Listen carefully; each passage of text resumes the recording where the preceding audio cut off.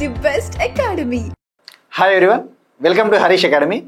ఈరోజు కరెంట్ అఫైర్స్లో భాగంగా each and every టాపిక్ని మనము డీటెయిల్గా డిస్కస్ చేసుకుందాం.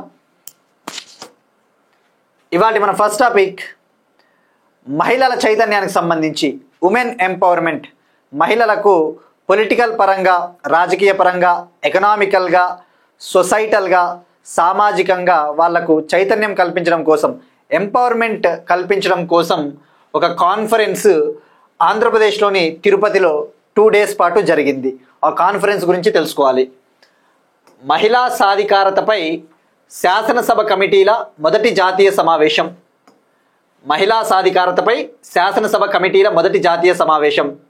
ఇది తొలిసారిగా జరిగిన conference. First national conference of parliamentary and legislative committees on empowerment of women. ఈ ఉమెన్ ఎంపవర్మెంట్కి సంబంధించి, మహిళల సాధికారతకు సంబంధించి పార్లమెంట్లో కావచ్చు, అలానే స్టేట్ లెజిస్లేచర్స్లలో కమిటీస్ వేస్తూ ఉంటారు. ఆ కమిటీస్ చైర్పర్సన్స్కి సంబంధించి జరిగిన ఒక కాన్ఫరెన్స్. ఈ కాన్ఫరెన్స్ ముఖ్య ఉద్దేశము మహిళల్ని ఏ విధంగా చైతన్యపరచాలి అని చెప్పేసి మనము గతంలో ప్రీవియస్ క్లాసెస్లో కూడా డిస్కస్ చేసుకున్నాం. ఇటీవల వరల్డ్ ఎకనామిక్ ఫోరం, మరి అసలు ఉమెన్ ఎంపవర్మెంట్, మహిళలకు సంబంధించి చైతన్యం ఏ రంగాల్లో ఉందో మనం ఒకసారి తెలుసుకోవాలి. ఇటీవల World Economic Forum global gender gap index ప్రకటించింది. Global gender gap index. ఇందులో India rank 131. India rank 131 out of 148 nations. 148 దేశాలకు గాను ఇండియా ర్యాంకు 131లో ఉంది. అంటే మనం చాలా వెనుకబడి ఉన్నాం. మరి global gender gap index 4 factors ఆధారంగా ఈ ర్యాంకింగ్ని ఇవ్వడం జరుగుతుంది. ఒకటి వచ్చేసి పొలిటికల్ ఎంపవర్మెంటు, అంటే రాజకీయాలలో మహిళలు ఏ స్థాయిలో ప్రాతినిధ్యం వహిస్తూ ఉన్నారు, participation of women in political activities. Economic empowerment, వీళ్ళు ఆర్థికంగా ఏ స్థాయిలో బలంగా ఉన్నారు. ఇక అలానే హెల్త్ ఆరోగ్యం వీళ్ళకి ఎలా ఉంది మహిళలకి. ఇక ఎడ్యుకేషనల్ అవుట్కమ్స్, విద్యాపరంగా వీళ్ళు రాణిస్తూ ఉన్నారా లేదా అని చెప్పేసి 4 ఫ్యాక్టర్ల ఆధారంగా గ్లోబల్ జెండర్ గ్యాప్ ఇండెక్స్ ఇవ్వడం జరుగుతుంది. ఇటీవల ఇది విడుదల చేసిన ర్యాంకింగ్ ప్రకారము మనము భారతదేశంలో ఉమెన్, మహిళలు ఎకనామికల్గా, ఆరోగ్యపరంగా, ఎడ్యుకేషనల్ పరంగా ఇంప్రూవ్ అయ్యారు. స్కోర్ ఇంప్రూవ్ అయింది. కానీ పొలిటికల్ పరంగా చూస్తే మాత్రము ఇంకా వెనుకబడి ఉన్నారు. స్కోర్ తగ్గిందట. అంటే ఇక్కడ ఈ 4 ఫ్యాక్టర్లలో ఈ 3 ఫ్యాక్టర్లలో మనం పర్ఫార్మెన్స్ బాగుంది. సో ఇది గుర్తుపెట్టుకోండి. ఇది ఎందుకు నేను చెప్తున్నానంటే, వాడు స్టేట్మెంట్లలో ఇచ్చినప్పుడు ఒక స్టేట్మెంట్ ఇస్తాడు, రాజకీయ పరంగా మహిళలు అంతగా అభివృద్ధి సాధించడం లేదని చెప్పేసి ఒక స్టేట్మెంట్ ఇవ్వడానికి ఛాన్స్ ఉంటుంది. సో ఈ కాంటెక్స్ట్లో, ఈ కాన్ఫరెన్స్లో లోక్సభ స్పీకర్ ఓం బిర్లా గారు మాట్లాడుతూ మహిళల్ని రాజకీయ పరంగా, ఆర్థిక పరంగా చైతన్యం పరచాలి, ఎంపవర్ చేయాలని చెప్పేసి చెప్పారు. సో ఈ కాంటెక్స్లో భాగంగా తిరుపతి తీర్మానాన్ని కూడా లాంచ్ చేశారు. తిరుపతి రెజల్యూషన్ని లాంచ్ చేశారు. ఈ తీర్మానం దేనికి సంబంధించినది అంటే, women empowerment regarding economic, social, political matters, మహిళా సాధికారికి సంబంధించిన తీర్మానము. ఇక ఈయన మాట్లాడుతూ ఇటీవల ముఖ్యంగా 2023లో తీసుకొని వచ్చిన ఉమెన్స్ రిజర్వేషన్ లా అనేది కూడా ఈ పరిపాలనలో మహిళలకు సముచితమైన స్థానాన్ని కల్పిస్తుందని చెప్పేసి చెప్పారు. ఇక్కడ ఒక చట్టం ఉంది. 2023లో 106th కాన్స్టిట్యూషనల్ అమెండ్మెంట్ యాక్ట్ తీసుకొని వచ్చారు. 2023లో 106వ రాజ్యాంగ సవరణ చట్టం 106th కాన్స్టిట్యూషనల్ అమెండ్మెంట్ యాక్ట్ తీసుకొని వచ్చారు. దీని ముఖ్య ఉద్దేశం మహిళలకి లోక్సభ మరియు స్టేట్ లెజిస్లేటివ్ అసెంబ్లీస్ మరియు Delhi national capital territory Delhi ఉంది కదా, ఆ ఢిల్లీ లెజిస్లేటివ్ అసెంబ్లీలలో మహిళలకు 1/3 రిజర్వేషన్, ముఖ్యంగా మహిళలకు 1/3 రిజర్వేషన్, ఎన్ని సీట్లు ఉంటాయో అన్ని సీట్లలో మహిళలకు 1/3 రిజర్వేషన్ కల్పించాలి. ఈ రిజర్వేషన్ అనేది ఎస్సీలకు, ఎస్టీలకు కేటాయించిన సీట్లకు కూడా వర్తిస్తుందని చెప్పేసి ఈ చట్టం చెప్తుంది. What it tells, to provide 1/3 reservation for women in all seats of Lok Sabha and state legislative assemblies and state legislative assembly of national capital territory Delhi. So ఇది 106వ రాజ్యాంగ సవరణ చట్టం. సో ఇక్కడ మనకి తెలుసుకోవాల్సింది తిరుపతి రెజల్యూషన్ మనకు చాలా ఇంపార్టెంట్. ఇది September 14th నుంచి September 15th వరకు జరిగింది. ఆ విషయం గుర్తుపెట్టుకోండి. దీన్ని ఆర్గనైజ్ చేసింది, దీన్ని నిర్వహించింది పార్లమెంట్ ఆఫ్ ఇండియా మరియు Andhra Pradesh state legislature. Andhra Pradesh state legislature మరియు పార్లమెంట్ ఆఫ్ ఇండియా జాయింట్గా దీన్ని నిర్వహించడం జరిగింది. ఇది ఈ యొక్క కాన్ఫరెన్స్కి సంబంధించిన information. Next one again politics సంబంధించి వక్ఫ్ అమెండ్మెంట్ యాక్ట్ 2025కి సంబంధించి సుప్రీంకోర్టు ఒక కీలకమైన తీర్పునిచ్చింది, ఒక మధ్యంతర ఉత్తర్వులు ఇచ్చింది, ఇంటరిమ్ ఆర్డర్స్. వక్ఫ్ అమెండ్మెంట్ యాక్ట్, అసలు ఫస్ట్ ఇక్కడ వక్ఫ్ అంటే ఏంటో తెలుసుకోవాలి. ఈ వక్ఫ్ గురించి తెలుసుకున్న తర్వాత ఈ వక్ఫ్ అమెండ్మెంట్ యాక్ట్ 2025లో తీసుకొని వచ్చిన చట్టం పైన ఏమి అభ్యంతరాలు, ఏమి అబ్జెక్షన్స్ రైజ్ చేశారు, దానిపైన సుప్రీంకోర్టు ఏమని చెప్పింది అనేసి మనం తెలుసుకోవాలి. ఫస్ట్ ఇక్కడ వక్ఫ్ అంటే ఇది ముస్లిం ప్రాపర్టీ, ముస్లిం లా, ఇస్లాం మతానికి సంబంధించిన ఒక పదం. వక్ఫ్ అనేది ఒక property. It can B A movable property or immovable property. అంటే ఫర్ ఎగ్జాంపుల్ ఎవరైతే ఇస్లాం మతాన్ని ఫాలో అవుతా ఉన్నారో, ఎవరైతే ముస్లిమ్స్ ఉంటారో వాళ్ళు రిలీజియస్ పర్పసెస్ కోసం కావచ్చు, లేదంటే చారిటబుల్ పర్పసెస్ కోసము ప్రాపర్టీని డొనేట్ చేస్తారు ఆర్గనైజేషన్స్కి, ఇన్స్టిట్యూషన్స్కి. అంటే ఆధ్యాత్మిక పరమైన అవసరాల కోసం మసీదులు అటువంటి వాటిని నిర్మించడం కోసము, లేదంటే స్కూళ్ళ నిర్మాణం కోసము, అటువంటి వాటి కోసము ఎవరైతే ఇస్లాం మతాన్ని ప్రాక్టీస్ చేస్తూ ఉంటారో, ఇస్లాం మతాన్ని అనుసరిస్తూ ఉంటారో వాళ్ళు డొనేట్ చేసే ల్యాండ్, భూమి కావచ్చు, లేదంటే మూవబుల్ ప్రాపర్టీ అంటే ఏదైనా డబ్బు అటువంటిది కూడా కావచ్చు, అది వక్ఫ్ ప్రాపర్టీ కిందకు వస్తుంది. Waqf property it can be movable property or immovable property. ఆ విషయం గుర్తుపెట్టుకోండి. అంటే స్థిరాస్తి అయినా కావచ్చు, లేదంటే చరాస్తి అయినా కావచ్చు. ఈ వక్ఫ్ ప్రాపర్టీ అనేది ఇన్ఏలియనబుల్ ఇన్ ద సెన్స్ వన్స్ ఒకసారి డొనేట్ చేసిన తర్వాత వక్ఫ్ ప్రాపర్టీని ఒక ఇన్స్టిట్యూషన్కి, ఒక ముస్లిం ఆర్గనైజేషన్కి డొనేట్ చేసిన తర్వాత ఈ వక్ఫ్ ఆస్తిని అమ్మకూడదు, సెల్ చేయకూడదు, అలానే వేరే వాళ్ళకి గిఫ్ట్గా ఇవ్వకూడదు, అమ్మకూడదు. ఆ విషయం గుర్తుపెట్టుకోండి. So it is inalienable. మరి ఇండియాలో అత్యధికంగా వక్ఫ్ ప్రాపర్టీస్ ఉన్న రాష్ట్రము Uttar Pradesh. Highest Waqf properties are in state of UP. మరి అసలు ఏంటి ఈ వివాదం, ఏంటి డిస్ప్యూట్ అంటే, గతంలో ఆల్రెడీ ఈ వక్ఫ్ ప్రాపర్టీస్ని రెగ్యులేట్ చేయడం కోసం, ఈ వక్ఫ్ ఆస్తుల్ని నియంత్రించడం కోసము వక్ఫ్ యాక్ట్ 1995 ఉండింది. వక్ఫ్ యాక్ట్ 1995. అయితే ఈ వక్ఫ్ యాక్ట్ 1995లో కొన్ని లోపాలు ఉన్నాయి, కొన్ని లూప్ హోల్స్ ఉన్నాయి అని చెప్పేసి సవరించాలి. ముఖ్యంగా ఏవైతే వక్ఫ్ ఆస్తుల్ని ఈ ఆర్గనైజేషన్స్కి ఇస్తూ ఉంటారో వాటిని మిస్యూజ్ చేస్తూ ఉన్నారు, వాటిని సరిగా ఉపయోగించుకోవటం లేదు, అలానే వీటికి సరైన డాక్యుమెంటేషన్ లేదు, ఏవైతే వక్ఫ్ ఆస్తులుగా ఉన్నాయో వాటికి సరైన రికార్డులు లేవు అని చెప్పేసి వాటిని రెగ్యులేట్ చేయాలి. ఈ వక్ఫ్ ఇన్స్టిట్యూషన్ల పనితీరును మెరుగుపరచాలి, to improve the Ephesians of Waqf boards అని చెప్పేసి ఈ వక్ఫ్ యాక్ట్ని సవరించారు, అమెండ్ చేశారు. వక్ఫ్ అమెండ్మెంట్ యాక్ట్ 2025. అయితే ఈ సవరించిన చట్టం పైన అబ్జెక్షన్స్ రైజ్ చేశారు. ఇది ఇస్లాం మతానికి, ముఖ్యంగా ఇస్లాం మతంలో మీరు ఇంటర్ఫీర్ అవుతున్నారు, మీరు జోక్యం చేసుకుంటా ఉన్నారు, ఇది మా మత హక్కులకు భంగం అని చెప్పేసి సుప్రీంకోర్టులో పిటిషన్స్ వేస్తే 2 సభ్యుల ధర్మాసనం, chief justice of India BR Gavai గారు, జస్టిస్ ఏజీ మాషీ గారి నేతృత్వంలో ఈ 2 బెంచ్ జడ్జ్ ప్రస్తుతానికైతే ఇంటరిమ్ ఆర్డర్స్ ఇచ్చింది. అంటే మధ్యంతర ఉత్తర్వులు, మధ్యంతర తీర్పు. ఇందులో భాగంగా, ఈ మధ్యంతర తీర్పులో భాగంగా ఈ వక్ఫ్ అమెండ్మెంట్ యాక్ట్ 2025లో ఉన్న కొన్ని నిబంధనలు, కొన్ని ప్రొవిజన్స్ని ప్రస్తుతానికి నిలుపు చేసింది. అంటే ప్రస్తుతానికి స్టే ఇచ్చింది, వీటిని ఇంప్లిమెంట్ చేయొద్దండి, అమలు చేయొద్దండి అని చెప్పేసి. అయితే ఇంకా ఏమని చెప్పిందంటే, ఇది కేవలం మధ్యంతర ఉత్తర్వులే, ఇక ఫర్దర్గా ఇంకా ఆర్గ్యుమెంట్స్ కొనసాగుతాయి, ఎవరైనా అప్పీల్ చేయాలనుకుంటే ఈ ఆర్గ్యుమెంట్స్ కొనసాగుతాయి, ఫైనల్ తీర్పు అనేది ఇంకా రాలేదు. Just for the time being supreme court stayed some provisions of this act అనమాట. సో మనకి ఫస్ట్ మళ్ళీ ఇప్పుడు ఏముంది, ఈ వక్ఫ్ అమెండ్మెంట్ యాక్ట్ 2025లో ప్రొవిజన్స్, నిబంధనలు ఏమున్నాయో డీటెయిల్గా తెలుసుకోవాలి. ఎందుకంటే పాలిటీలో భాగంగా కరెంట్ అఫైర్లో మీరు అబ్జర్వ్ చేస్తే స్టేట్మెంట్స్ ఇస్తాడు. Which of the following statements are true regarding Waqf amendment act 2025? క్రింది వాటిలో వక్ఫ్ సవరణ చట్టం 2025కి సంబంధించి ఏవి నిజం అని చెప్పేసి 3-4 స్టేట్మెంట్ ఇస్తాడు. తప్పకుండా మనకి ఏదైనా కరెంట్ అఫైర్ వార్తల్లో ఉన్నప్పుడు స్టాటిక్ పాయింట్ ఆఫ్ వ్యూలో ఫ్యాక్ట్స్, అంటే ఏ అపాయింట్మెంట్, ఎవరు పర్సన్ ఏ దానికి అపాయింట్మెంట్ అయ్యారు, అటువంటితో పాటు తప్పకుండా ఇటువంటి ప్రొవిజన్స్ మనం డీటెయిల్గా తెలుసుకోవాలి, అందులో ఏం నిబంధనలు ఉన్నాయని చెప్పేసి. తర్వాత మనము సుప్రీంకోర్టు ఏం తీర్పు ఇచ్చిందో తెలుసుకుందాం. ఫస్ట్ ఈ వక్ఫ్ అమెండ్మెంట్ యాక్ట్ 2025 ఇది ఏప్రిల్ 2025లో ఈ చట్టాన్ని పార్లమెంట్ ఉభయ సభలు ఆమోదించాయి.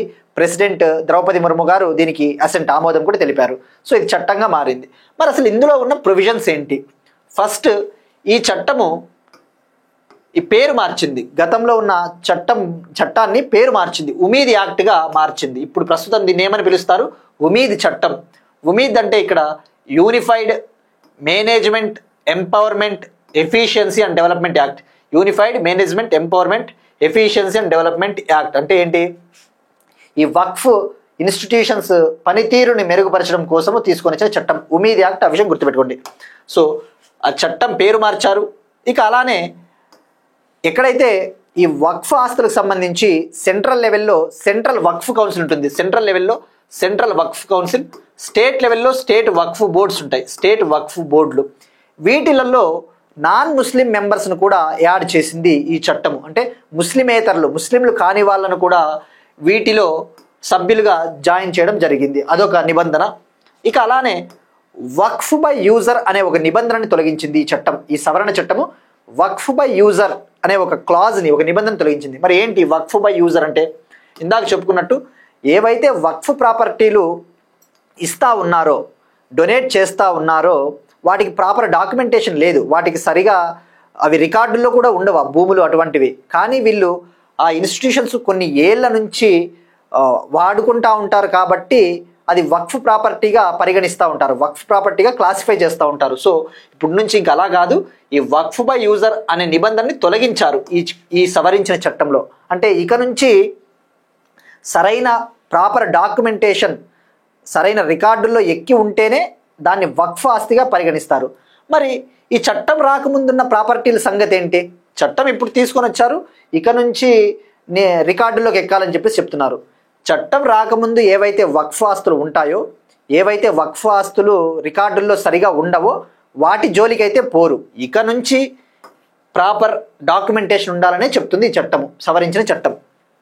ఇక అలానే మహిళలకి, చిల్డ్రన్కి సంబంధించి వాళ్ళ యొక్క వారసత్వ హక్కుల్ని కాపాడేలాగా ఈ చట్టాన్ని చేశారు.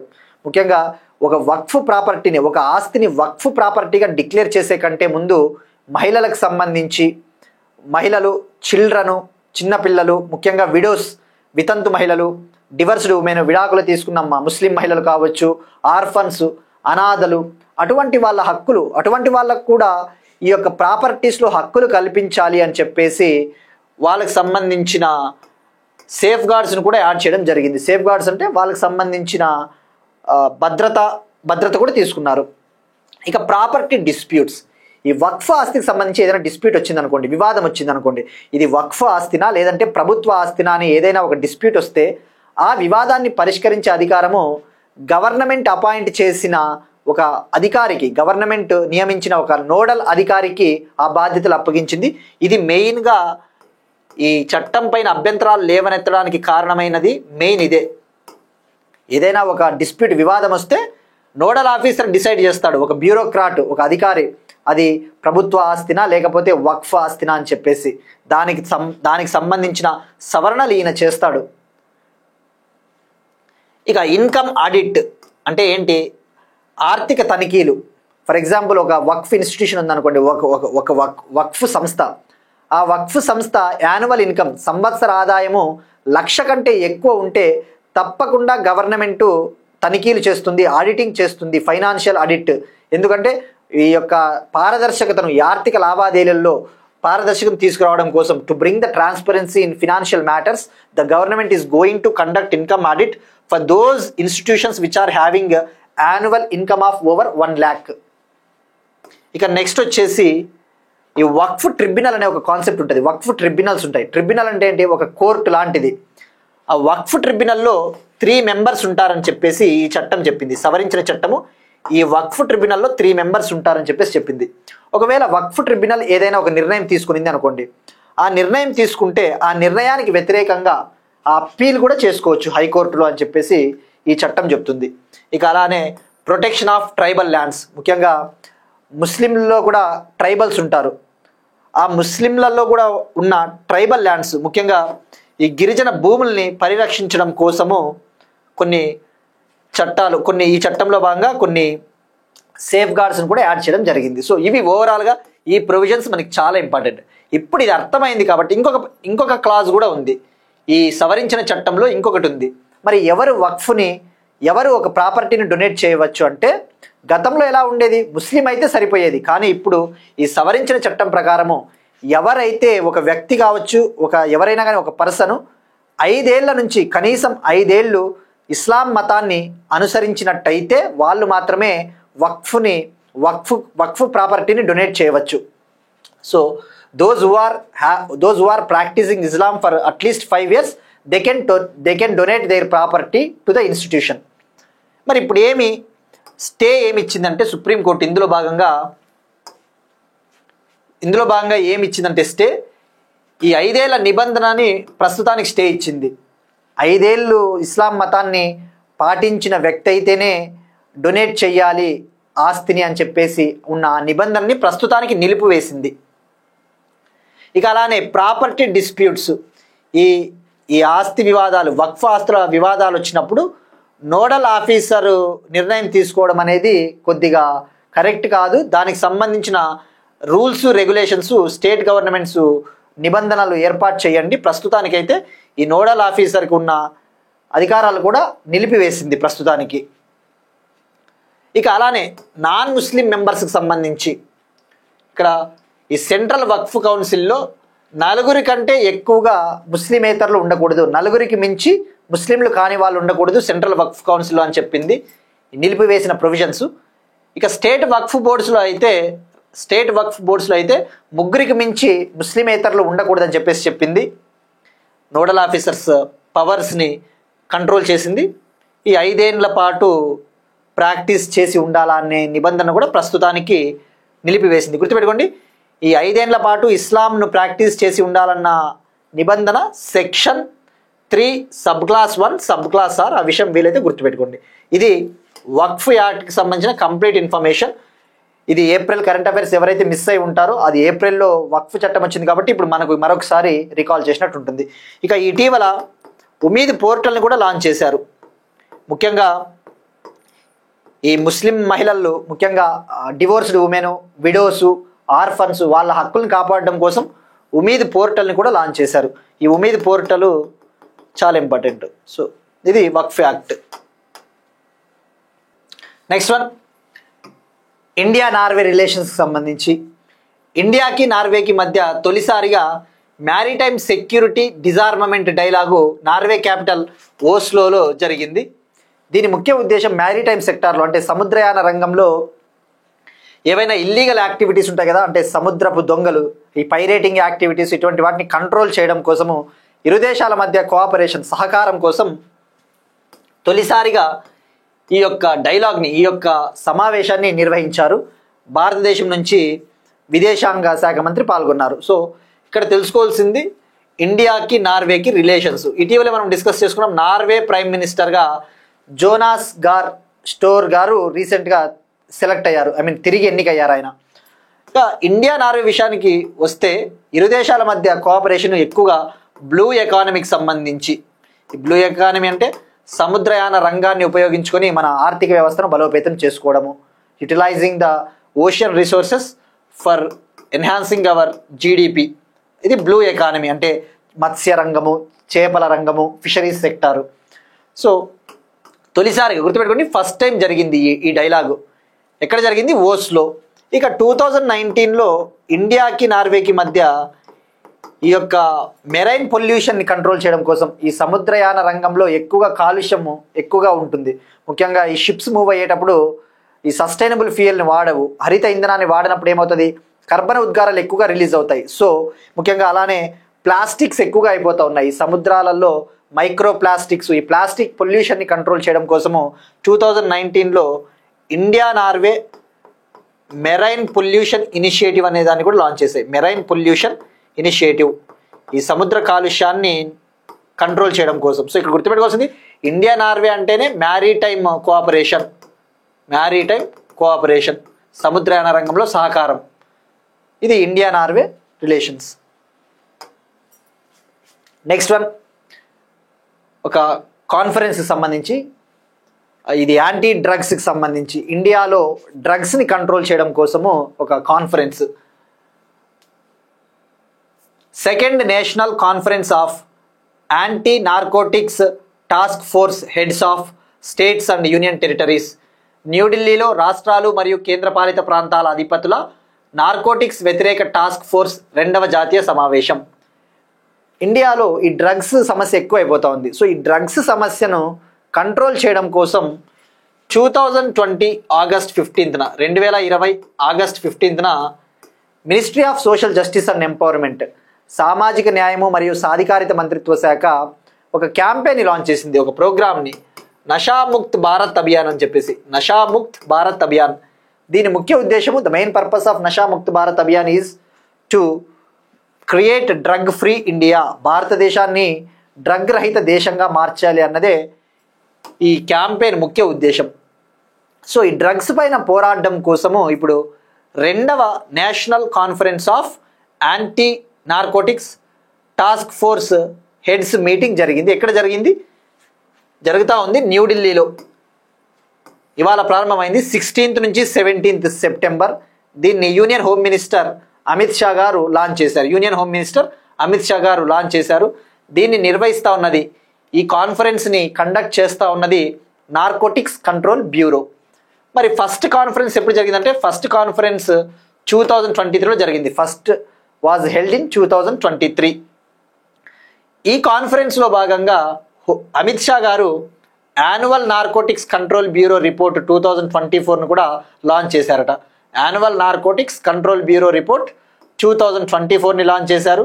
అలానే ఒక ఆన్లైన్ క్యాంపెయిన్ని, ఆన్లైన్ డ్రగ్ డిస్పోజల్ క్యాంపెయిన్ని కూడా లాంచ్ చేశారు. ఇక మనం తెలుసుకోవాల్సింది, ఈ డ్రగ్కి సంబంధించి ఏదైనా ఇంటర్నేషనల్ డే ఉందా? International day against drug abuse and illicit trafficking. ఈ డ్రగ్ సమస్యను నిర్మూలించడం కోసం అంతర్జాతీయ డ్రగ్ నిర్మూలన దినోత్సవం every year 26th June celebrate చేసుకుంటాం మనము. 26th జూన్ అంతర్జాతీయ డ్రగ్ నిర్మూలన దినోత్సవం. ఇక మరి మన తెలుగు స్టేట్స్ ఏమైనా ఈ డ్రగ్స్ పైన పోరాటం కోసం ఏమైనా టాస్క్ ఫోర్స్లు ఏర్పాటు చేశాయంటే, తెలంగాణ వచ్చేసి ఈగల్ అనే ఒక విభాగాన్ని ఏర్పాటు చేసింది. ఈగల్ అంటే ఇక్కడ elite action group for drug law enforcement. Elite action group for drug law enforcement అనే ఒక వింగ్ని ఏర్పాటు చేసింది తెలంగాణ గవర్నమెంట్. ఇక అలానే ఏపీ గవర్నమెంట్ కూడా ఈగల్ అనే ఒక టాస్క్ ఫోర్స్ని, ఏపీ కూడా సేమ్ ఈగల్ అనే పేరుతోనే ఈగల్ టాస్క్ ఫోర్స్ని ఏర్పాటు చేసింది. గతంలో ఉన్న పేరును మార్చి ఈగల్గా మార్చింది. ఇక్కడ ఈగల్ అంటే ఆంధ్రప్రదేశ్ విషయంలో elite anti narcotics group for law enforcement. గుర్తుపెట్టుకోండి, తెలంగాణ విషయంలో అయితే ఏ అంటే యాక్షన్, ఆంధ్రప్రదేశ్ విషయంలో ఏ అంటే యాంటీ నార్కోటిక్స్. ఇక అలానే ఆంధ్రప్రదేశ్ అమరావతి హెడ్ క్వార్టర్స్గా, అమరావతి ప్రధాన కార్యాలయంగా నార్కోటిక్స్ పోలీస్ స్టేషన్ కూడా ఏర్పాటు చేసింది. నార్కోటిక్స్ పోలీస్ స్టేషన్ అమరావతి ప్రధాన కార్యాలయంగా ఆంధ్రప్రదేశ్ ఏర్పాటు చేసింది.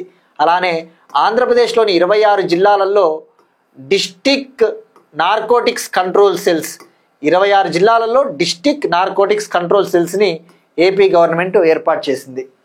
Telangana eagle, AP eagle. Nashamukt Bharat Abhiyan 15th August 2020, ministry of social justice and empowerment మంత్రిత్వ శాఖ. మరి థీమ్ ఏంటి?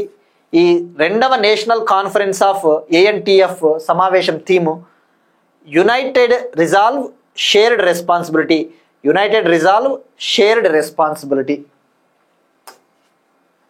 Next one, India's deep sea exploration.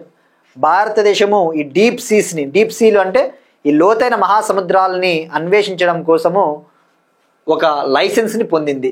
Hindu మహాసముద్రంలో విలువైన లోహాల కోసం వెతకడానికి భారతదేశానికి లైసెన్స్. హిందూ మహాసముద్రం, ఇండియన్ ఓషన్. ఈ ఓషన్ డీప్ పార్ట్స్కి వెళ్తే, లోతుగా వెళ్తే చాలా ఖనిజాలు ఎక్కువగా ఉంటాయి, వాల్యుబుల్ ప్రీషియస్ మెటల్స్ ఉంటాయి, విలువైన ఖనిజాలు ఉంటాయి. సో అటువంటి ఖనిజాలను పరిశోధించడం కోసం, అటువంటి ఖనిజాలను వెలికి తీయడం కోసము ఇండియన్ ఓషన్లో ఉన్న ఆ స్టోన్స్ని, ముఖ్యంగా ఆ మెటల్స్ని వెలికి తీయడం కోసము ఒక లైసెన్స్ని పొందింది ఇండియా.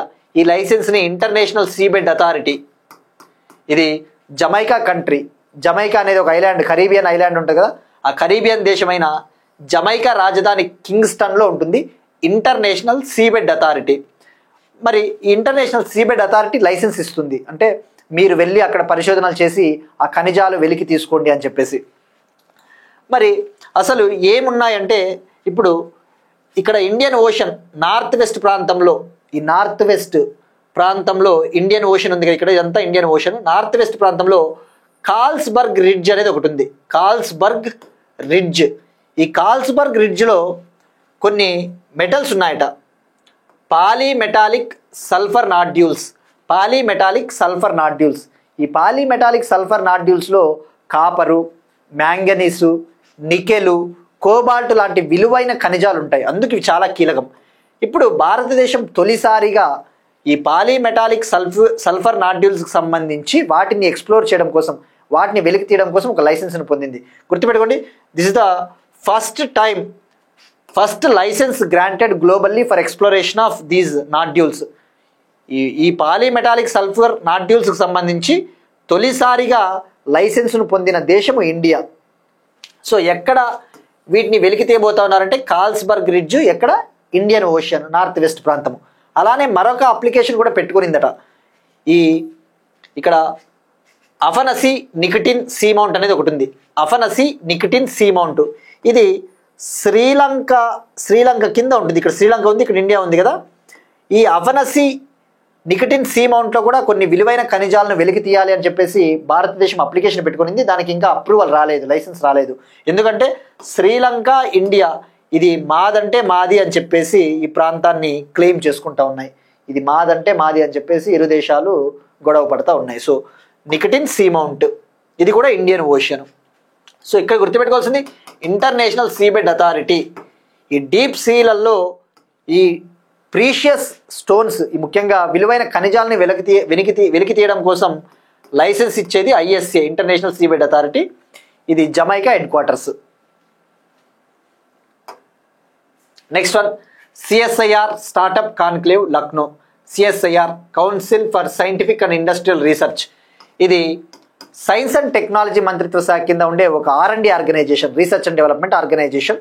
ఈ సిఎస్ఐఆర్ ఆధ్వర్యంలో ఒక స్టార్టప్ సదస్సు యూపీలోని లక్నోలో జరిగింది సెప్టెంబర్ 14 నుంచి 15 వరకు. మరి ఇక్కడ తెలుసుకోవాల్సింది ఈ కాన్క్లేవ్ ముఖ్య ఉద్దేశం ఏంటి? సిఎస్ఐఆర్ ముఖ్య ఉద్దేశము సైంటిఫిక్ రీసెర్చ్, ముఖ్యంగా బయోటెక్నాలజీ రంగము, ఇటువంటి రంగాలలో స్టార్టప్స్ని ప్రమోట్ చేయాలి, ఈ అంకుర సంస్థలను అభివృద్ధి పరచాలి అని చెప్పేసి ఈ కాన్ఫరెన్స్ లక్నోలో జరిగింది. ఇక ఇండియాలో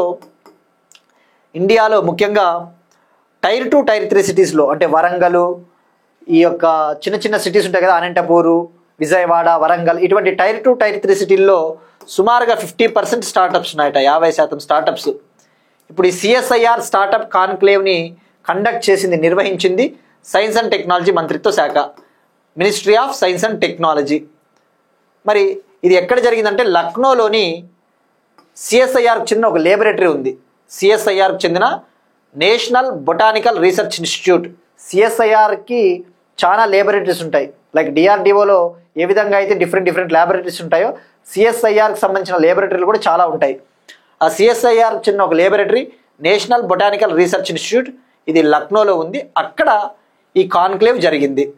ఇక సిఎస్ఐఆర్ విషయానికి వస్తే సిఎస్ఐఆర్ డైరెక్టర్ జనరల్ ఎన్ కలై సెల్వి అనే ఒక మహిళ, ఉమెన్. ఇక సిఎస్ఐఆర్ 1942లో ఏర్పాటైంది, గుర్తుపెట్టుకోండి. CSIR head quarters New Delhi, CSIR head quarters New Delhi. అలానే ఈ కాన్క్లేవ్లో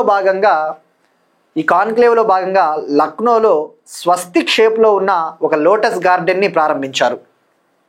స్వస్తిక్ అంటే ఇది ఒక సింబల్ కదా, ఈ స్వస్తిక్ సింబల్ ఇలా ఉంటుంది, ఆ సింబల్, ఈ స్వస్తిక్ సింబల్ ఇలా ఉంటుంది. ఈ స్వస్తిక్ సింబల్లో భారతదేశంలోనే మొదటిసారిగా ఒక లోటస్ గార్డెన్ని లక్నోలోని నేషనల్ బొటానికల్ రీసెర్చ్ ఇన్స్టిట్యూట్ వద్ద ఏర్పాటు చేశారు. ఇందులో భాగంగా సుమారుగా 60 వెరైటీస్ ఆఫ్ లోటస్ ఫ్లవర్స్ని ఇక్కడ ఏర్పాటు చేశారట. 60 జాతులకు చెందిన ఈ యొక్క తామర పువ్వుల్ని ఈ బొటానికల్ గార్డెన్లో ఏర్పాటు చేశారు. గుర్తుపెట్టుకోండి, ఇది భారతదేశపు మొదటి స్వస్తిక్ ఆకారంలో ఉన్న లోటస్ గార్డెన్. ఎక్కడ అంటే లక్నో. ఇప్పుడు ఒక క్వశ్చన్ చూద్దాం. ఇది ఇటీవల మనం డిస్కస్ చేసుకున్న కాన్సెప్ట్. బ్యాటిల్ ఫీల్డ్ టూరిజంకి సంబంధించి ఇటీవల ఏ రాష్ట్రము యుద్ధ పర్యాటకాన్ని ప్రారంభించబోతా ఉంది? యుద్ధ పర్యాటకాన్ని ప్రారంభించబోతా ఉన్న రాష్ట్రం ఏది? Which state is going to start battle field tourism మనం డిస్కస్ చేసుకున్నాం. అలానే ఈ యుద్ధ పర్యాటక రంగంలో భాగంగా ఏ ప్రాంతాలను ఆ స్టేటు ప్రజలకి సందర్శించడానికి అనుమతి ఇవ్వబోతా ఉంది? Which places are going to open for public visit? అవి మనం డిస్కస్ చేసుకున్నాం. 3 ప్లేసెస్ అవి. ఆ ప్లేసెస్ ఏవో కామెంట్ సెక్షన్లో ట్రై చేయండి. ఇక రాజస్థాన్ కూడా ఈ టూరిజంను ప్రమోట్ చేయడం కోసము రాజస్థాన్ స్టేట్ గవర్నమెంటు ఈ డిజర్ట్ టూరిజంని, డిజర్ట్ అంటే ఏంటి, ఎడారి పర్యాటక రంగాన్ని, ఎందుకంటే రాజస్థాన్లో డిజర్ట్లు ఎక్కువగా ఉంటాయి కాబట్టి, అలానే ట్రైబల్ టూరిజంని, రాజస్థాన్ గవర్నమెంట్ డిజర్ట్ టూరిజంని, ట్రైబల్ టూరిజంని, గిరిజన పర్యాటక రంగాన్ని ప్రోత్సహించాలని చెప్పేసి ప్లాన్ చేస్తూ ఉందట. ఇక మనం నిన్న అడిగిన క్వశ్చన్, మిలాన్ 2026 నావల్ ఎక్సర్సైజ్ ఎక్కడ జరగబోతా ఉందంటే వైజాగ్ 2026లో. ఇన్స్పేస్ చైర్మన్ పవన్ గోయంకా గారు. ఇది 2020లో ఏర్పాటైంది ఇన్స్పేస్.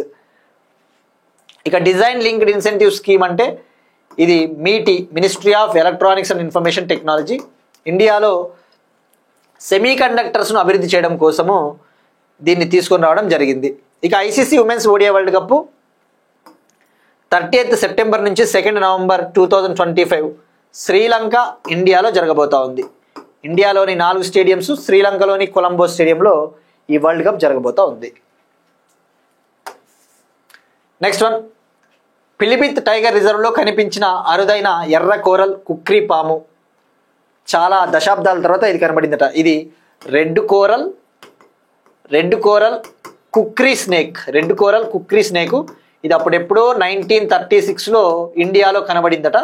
ఇప్పుడు ఆఫ్టర్ మెనీ డికేడ్స్, చాలా దశాబ్దాల తర్వాత ఉత్తరప్రదేశ్లోని పిలిభిత్ టైగర్ రిజర్వ్లో కనబడిందట. దీని సైంటిఫిక్ నేమ్, శాస్త్రీయ నేమం వచ్చేసి ఓలిగోడన్ కెరియన్సిస్. ఈ శాస్త్రీయ నామం చాలా ఇంపార్టెంట్. ఇక ఇది రెడ్ కలర్లో ఉంది, ఇక్కడ మీరు అబ్జర్వ్ చేస్తే. ఇది నాన్ వీనోమస్ అట, అంటే ఇది అంత విషపూరితం కాదు. ఇక ఇక్కడ పిలిభిత్ టైగర్ రిజర్వ్, మనం ఇక్కడ ఇమ్మీడియట్గా మనకి స్ట్రైక్ అవ్వాల్సింది పిలిభిత్ టైగర్ రిజర్వ్. ఇటీవల ఇండియాలో 1 హార్న్ రైనోస్, ఒంటికొమ్ము ఖడ్గమృగాలు ముఖ్యంగా ఈ Pobitora wildlife sanctuary and అస్సాంలోని కజరంగా నేషనల్ పార్క్లో అక్కడ బర్డెన్ ఎక్కువైపోతా ఉంది, అక్కడ భారం ఎక్కువ పడతా ఉందని చెప్పేసి ఈ ఒంటికొమ్ము ఖడ్గమృగాలు 1 హార్న్ రైనోసీర్స్ని వివిధ ప్రాంతాలకి, వివిధ నేషనల్ పార్క్స్కి, వైల్డ్ లైఫ్ శాంక్చురీకి ట్రాన్స్లోకేట్ చేయాలి, తరలించాలి అని చెప్పేసి గవర్నమెంట్ ఆఫ్ ఇండియా ఒక ప్లాన్కి ఆమోదం తెలిపింది. అందులో ఒకటే పిలిభిత్ టైగర్ రిజర్వ్. ఉత్తరప్రదేశ్లోని Pilibhit tiger reserve, Dudhwa national park, అలానే ఉత్తరప్రదేశ్లోని Katarnia Ghat wildlife sanctuary. ఈ 3 ప్రాంతాలను ఎంచుకునింది. ఇవి ఉత్తరప్రదేశ్లో 3 ప్రాంతాలను ఎంచుకునింది. సో అది గుర్తుపెట్టుకోండి. నెక్స్ట్ వన్, ఎన్విరాన్మెంట్కి సంబంధించి ఎర్రకోట కాలుష్య ప్రభావంపై భారత్ ఇటలీ సంయుక్త అధ్యయనం. To assess the impact of pollution on red fort, India and Italy jointly conducted a research. ఏమని తేలిందంటే ఆ రీసెర్చ్లో ఈ ఎర్రకోట ఏదైతే ఉందో, ఈ రెడ్ ఫోర్టు, ఈ 17th సెంచరీలో 17వ శతాబ్దంలో ముఘల్ రూలర్ షాజహాన్ దీన్ని నిర్మించాడు. ఇప్పుడు ఆ పొల్యూషన్ వల్ల, ఈ కాలుష్యం వల్ల అది బ్లాక్ కలర్లోకి మారిపోతుంది. మీరు ఇక్కడ అబ్జర్వ్ చేస్తే లైట్గా బ్లాక్ స్ట్రిప్స్, నల్లని చారలు ఈ యొక్క రెడ్ ఫోర్ట్ పైన ఏర్పడతా ఉన్నాయి. తద్వారా టూరిజం కొద్దిగా దెబ్బతింటుంది, దాని యొక్క బ్యూటీ కూడా దెబ్బతింటుందని చెప్పేసి ఇండియా ఇటలీ చేసిన ఒక జాయింట్ స్టడీలో తేలిందట. మరి ఎవరు చేశారు అంటే ఐఐటి రూర్కీ సైంటిస్టులు, ఐఐటి కాన్పూర్ సైంటిస్టులు, అలానే వెనిస్, ఇటలీకి చెందిన వెనిస్ యూనివర్సిటీ మరియు ఆర్కియలాజికల్ సర్వే ఆఫ్ ఇండియా ఈ సంవత్సరం రీసెర్చ్ చేశారు.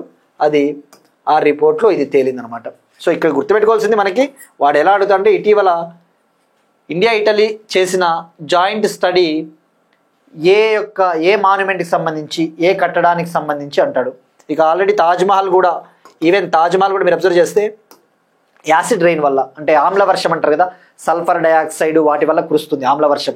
ఈ ఆమ్ల వర్షం వల్ల ఈ వైట్ మార్బల్ ఏదైతే ఉందో తాజ్మహల్ ఎల్లో కలర్లోకి మారిపోతా ఉందట అక్కడ. ఆల్రెడీ ఆ white marbles of Taj Mahal already getting turned into yellowish colour, పసుపు రంగులోకి మారిపోతూ ఉన్నాయి. ఎందుకంటే బికాస్ ఆఫ్ యాసిడ్ రెయిన్స్, ఆమ్ల వర్షము. ఇక ఢిల్లీ అయితే అకార్డింగ్ టు స్విట్జర్లాండ్, ఇటీవల స్విట్జర్లాండ్కు చెందిన ఐక్యూ ఎయిర్ అనే ఒక సంస్థ, ఐక్యూ ఎయిర్ అనే సంస్థ రిలీజ్ చేసిన వరల్డ్ ఎయిర్ క్వాలిటీ రిపోర్ట్ 2024లో Delhi is the world's most polluted capital city. Delhi ప్రపంచంలోనే అత్యంత కాలుష్య రాజధాని. మరి world's most polluted city city ఏది అంటే బిర్నిహట్. ప్రపంచంలోనే అత్యంత కలుషితమైన నగరం ఏది అంటే బిర్నిహట్. ఇక ఇండియా వచ్చేసి 5th ప్లేస్లో ఉంది ఈ రిపోర్ట్ ప్రకారము. ఆ స్విట్జర్లాండ్కి చెందిన సంస్థ రిలీజ్ చేసిన రిపోర్ట్ ప్రకారం India is at 5th place in terms of pollution. ఇక ఫస్ట్ ప్లేస్లో చాద్ కంట్రీ ఉంది. ఫస్ట్ ప్లేస్లో Chad country. Chad is the most polluted country in the world. Next one, Pacific reach 2025 ఎక్సర్సైజ్లో చేరిన INS Nistar, Indian naval ship Nistar. ఇక్కడ Pacific reach 2025 exercise గురించి తెలుసుకోవాలి first. ఇందులో పాల్గొనడం కోసం ఐఎన్ఎస్ నిస్తార్ అక్కడికి వెళ్ళిందట. ఇది సింగపూర్లో స్టార్ట్ అయింది ఈ ఎక్సర్సైజు, సింగపూర్లో. ఇది బైఎన్నియల్ ఎక్సర్సైజ్. బైఎన్నియల్ అంటే ప్రతి 2 ఏళ్లకు ఒకసారి జరిగే ఎక్సర్సైజు, మల్టీనేషనల్ ఎక్సర్సైజు. అంటే ఇందులో సుమారుగా 40 దేశాలు పార్టిసిపేట్ చేస్తూ ఉన్నాయి.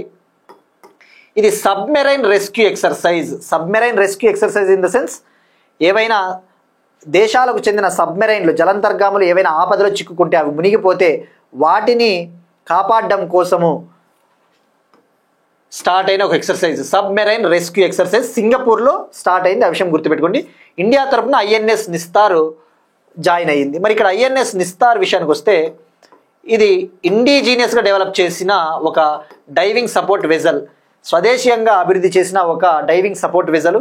ఇది ఏం చేస్తుందంటే, మన దేశానికి సంబంధించిన సబ్మెరైన్స్ కనుక ఏమైనా మునిగిపోతే వాటిని పైకి తీసుకురావడానికి, రెస్క్యూ చేయడం కోసము, ఎవరైనా ప్రమాదంలో చిక్కుకుంటే వాళ్ళని రక్షించడం కోసము అవసరమైన ఎక్విప్మెంటు, ఇన్ఫ్రాస్ట్రక్చర్, మౌలిక వసతులన్నీ ఇందులో ఉంటాయి. సో ఇక్కడ గుర్తుపెట్టుకోవాల్సింది INS Nistar diving support vessel. దీన్ని ఎక్కడ నిర్మించారు, ఎవరు డెవలప్ చేశారంటే Hindustan ship yard limited, Vizag. దీన్ని ఎక్కడ నిర్మించారు? Hindustan ship yard limited, Vizag. ఆ విషయం గుర్తుపెట్టుకోండి. ఈ ఐఎన్ఎస్ నిస్తార్ లాంటిదే ఐఎన్ఎస్ నిపుణ కూడా ఉంది. ఐఎన్ఎస్ నిపుణ కూడా ఈ డైవింగ్ సపోర్ట్ వెజలే. దీన్ని కూడా వైజాగ్ వద్ద ఉన్న హిందుస్థాన్ షిప్ యార్డ్ లిమిటెడ్ వద్ద దీన్ని డెవలప్ చేశారు, నిర్మించారు. Next one, defence procurement manual 2025. Defence procurement manual 2025 దీన్ని డిఫెన్స్ మినిస్టర్ రాజ్నాథ్ సింగ్ గారు ఆమోదించారు, ఆమోదం తెలిపారు, అప్రూవల్ ఇచ్చారు. ఏంటిది డిఫెన్స్ ప్రొక్యూర్మెంట్ మాన్యువల్? ప్రొక్యూర్మెంట్ అంటే ఇక్కడ ఏంటి? సేకరణ, కొనుగోలు. ప్రొక్యూర్మెంట్ అంటే కొనుక్కోవడం. ఫర్ ఎగ్జాంపుల్ డిఫెన్స్ ఫోర్సెస్, ఆర్మీకి కావచ్చు, నేవీకి కావచ్చు, ఎయిర్ ఫోర్స్కి అవసరమైన రక్షణ రంగ ఉత్పత్తులు కావాలి అనుకోండి, ఏమైనా డిఫెన్స్ ఎక్విప్మెంట్ కావాలంటే we need to buy them from industry. వాటిని మనము ఇండస్ట్రీల నుంచి, ప్రైవేట్ ఇండస్ట్రీల నుంచి, ప్రభుత్వ రంగ సంస్థల నుంచి కొనుగోలు చేయాల్సి ఉంటుంది. బట్ కొనుగోలు చేసేటప్పుడు ఈ ప్రభుత్వ రంగ సంస్థలకి ఈ సకాలంలో వాళ్ళకి డబ్బులు ఇవ్వరు. వాళ్ళకి ఆన్ టైం పేమెంట్ కనుక వాళ్ళకి చేయకపోతే ఆ ప్రాసెస్ డిలే అవుతుంది. వాళ్ళకి డబ్బులు సరైన టైంలో అందించకపోతే కొన్ని కారణాల వల్ల అవసరమైన రక్షణ రంగ ఉత్పత్తులు ఆర్మీకి అందించరు. So to make the process easier, to make the procurement process is very faster, ఈ రక్షణ రంగ కొనుగోళ్ల ప్రాసెస్ను చాలా వేగవంతం చేయడం కోసము, అలానే ఈ డిఫెన్స్ టెక్నాలజీని స్వదేశీయంగా అభివృద్ధి చేయాలి, ఇండిజినస్గా అభివృద్ధి చేయాలి అని చెప్పేసి ఒక గైడ్ లైన్స్, అంటే it's like A plan, it's like A set of guide lines అనమాట. డిఫెన్స్ ప్రొక్యూర్మెంట్ మాన్యువల్ అంటేనే ఏంటి? కైండ్ ఆఫ్ బుక్ అని. ఇది గతంలో 2009లో ఒకటి తీసుకొని వచ్చినారంట. ఇప్పుడు 2009లో తీసుకొని వచ్చిన ప్రొక్యూర్మెంట్ మాన్యువల్ని రీప్లేస్ చేసింది ఇది. 2009లో అప్పుడెప్పుడో తీసుకొని వచ్చారు, ఇప్పుడు దీన్ని రీప్లేస్ చేసింది 2009ది. సో డిఫెన్స్ ప్రొక్యూర్మెంట్ మాన్యువల్ ఏ మినిస్ట్రీ అంటే ministry of defence. Next one అపాయింట్మెంట్స్కి సంబంధించి all India institute of Ayurveda డైరెక్టర్గా ప్రొఫెసర్ ప్రదీప్ కుమార్ ప్రజాపతి గారు బాధ్యతలు స్వీకరించారు. Pradeep Kumar Prajapati assumed charges director of all India institute of Ayurveda. ఇది all India institute of Ayurveda అనేది ఆయుష్ మంత్రిత్వ శాఖ కింద ఏర్పాటు చేసిన ఒక centre of excellence. Ayush, Ayurveda, yoga, Unani, Siddha, homeopathy దీని కింద ఏర్పాటు చేసిన ఒక సెంటర్ ఆఫ్ ఎక్సలెన్స్ అనమాట. అంటే ఆయుష్ రంగంలో పరిశోధనల కోసము ఏర్పాటు చేసినది ఇది. ఇది ఎక్కడ ఉంటుందంటే న్యూఢిల్లీ. దీన్ని యాక్చువల్లీ 2010లో ప్రారంభించారు. మళ్ళీ రెండవసారి మాత్రం 2017లో రెండవసారి మళ్ళీ ప్రారంభించారు మోడీ గారు ప్రైమ్ మినిస్టర్.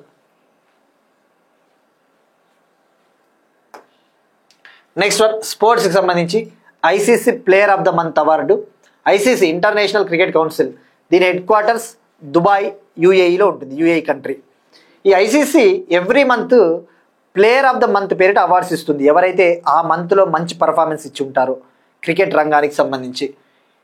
ఈ పురుషుల విభాగంలో మెన్స్ కేటగిరీలో మహమ్మద్ సిరాజ్ సెలెక్ట్ అయ్యాడు. ఈ ఆగస్ట్ నెలలో ఇంగ్లాండ్లో టెస్ట్ సిరీస్ జరిగింది. ముఖ్యంగా ఆండర్సన్ టెండూల్కర్ ట్రోఫీలో భాగంగా ఇండియాకి ఇంగ్లాండ్కి మధ్య ఫైనల్ టెస్ట్ ఓవల్ స్టేడియంలో జరిగింది. అక్కడ సిరాజ్ బెస్ట్ పర్ఫార్మెన్స్ ఇచ్చాట, 9 వికెట్లు తీశాడు, మ్యాచ్ గెలవడానికి కారణమయ్యాడు. సో ఆ పర్ఫార్మెన్స్ని పరిగణలోకి తీసుకొని ఆగస్ట్ మంత్కి Mohammed Siraj Indian fast bowler ఇతన్ని సెలెక్ట్ చేయడం జరిగింది. ఇక మహిళల విభాగంలో ఉమెన్స్ కేటగిరీలో ఐర్లాండ్కు చెందిన మహిళా క్రికెట్ ఆల్రౌండర్ ఓర్లా రెండర్గస్ట్ అనే మహిళని ఐసీసీ సెలెక్ట్ చేసింది. సో ఇక్కడ సిరాజ్ విషయానికి వస్తే సిరాజ్ స్కెచర్స్ అనే సంస్థతో కూడా ఇటీవల ఇతను బ్రాండ్ అంబాసిడర్గా ఒప్పందం కుదుర్చుకున్నాడు Mohammed Siraj. Next one world ozone day. Important days, ముఖ్యమైన దినోత్సవాలు. వరల్డ్ ఓజోన్ డే అంతర్జాతీయ ఓజోన్ దినోత్సవం ఇవాళ సెలబ్రేట్ చేసుకుంటా ఉన్నాం 16th సెప్టెంబర్. ఎప్పుడైనా ఒక డేని చదివేటప్పుడు మనకి ఇది ఎగ్జామ్లో మనకి రైల్వేసు, ఎస్ఎస్సి అటువంటి ఎగ్జామ్స్లో, లేదంటే మనం చెప్పలేం ఈవెన్ గ్రూప్ 2 యూపీఎస్సీ లాంటి ఎగ్జామ్స్లో ఈ మధ్యన డేస్ కూడా అడుగుతా ఉన్నాడు. అలా అడగవచ్చు. ఒకవేళ యూపీఎస్సీ గ్రూప్ 2 లాంటి ఎగ్జామ్స్లలో వరల్డ్ ఓజోన్ డే అని డైరెక్ట్గా అడగకపోయినా మనము ఓజోన్ గురించి తెలుసుకోవాల్సిన అవసరం ఉంటుంది. ఇది ఎన్విరాన్మెంట్లో కూడా వెళ్ళిపోతుంది. ఇది 16th September world ozone day. దీన్నే international day for the preservation of the ozone layer అంటారు. అంటే ఓజోన్ పొరని కాపాడాలి. ఈ ఓజోన్ పొర అనేది వేగంగా డీప్లీట్ అవుతా ఉంది, వేగంగా క్షీణిస్తూ ఉంది. దాన్ని మనము నివారించాలి అని చెప్పేసి అవేర్నెస్ కోసము, అవసరమైన యాక్షన్స్ తీసుకోవడం కోసం దీన్ని సెలబ్రేట్ చేసుకుంటాం. ఇక్కడ ఫస్ట్ ఓజోన్ గురించి తెలుసుకోవాలి. ఇది ఎర్త్ పైన ఒక స్ట్రాటోస్పియర్, ఎర్త్ అట్మాస్ఫియర్లో స్ట్రాటోస్పియర్ ఉంటుంది. ఈ స్ట్రాటోస్పియర్లో ఓజోన్ ఉంటుంది. ఈ ఓజోన్ అనేది మనకి చాలా కీలకం. ఎందుకంటే సన్ను నుంచి వచ్చే యూవీ రేస్, సూర్యుడి నుంచి వచ్చే అల్ట్రావైలెట్ రేస్ అనేవి భూమి మీద పడుకోకుండా జాగ్రత్త పడుతుంది. ఈ అల్ట్రావైలెట్ రేసు భూమి మీద పడుకోకుండా షీల్డ్ లాగా యాక్ట్ చేస్తుంది. ఒకవేళ ఈ ఓజోన్ పొర లేకపోతే ఈ అల్ట్రావైలెట్ రేసు భూమి మీద పడి మన మీద పడినప్పుడు స్కిన్ క్యాన్సర్లు అటువంటివి వస్తాయి. So ozone layer will protect us from reaching the ultraviolet rays to the earth. So ఈ కాంటెక్స్ట్లో ఓజోన్ లేయర్ని కాపాడడం కోసం, దీన్ని ప్రొటెక్ట్ చేయడం కోసం ఏమైనా కన్వెన్షన్స్ ఉన్నాయా అంటే 1985లో వియన్నా కన్వెన్షన్ని తీసుకొని వచ్చారు. 1985లో Vienna convention, Vienna Austria country, Vienna convention for the protection of ozone layer, Vienna convention for the protection of ozone layer. ఇక ఈ కన్వెన్షన్కి కొనసాగింపుగానే ఈ ఒప్పందాన్ని అమలుపరచడం కోసమే ఒక ప్రోటోకాల్ని కూడా తీసుకొని వచ్చారు 1987లో. మాంట్రియాల్ ప్రోటోకాల్ ఇది 1987. మాంట్రియాల్ వచ్చేసి కెనడా. ఇక ఓజోన్ని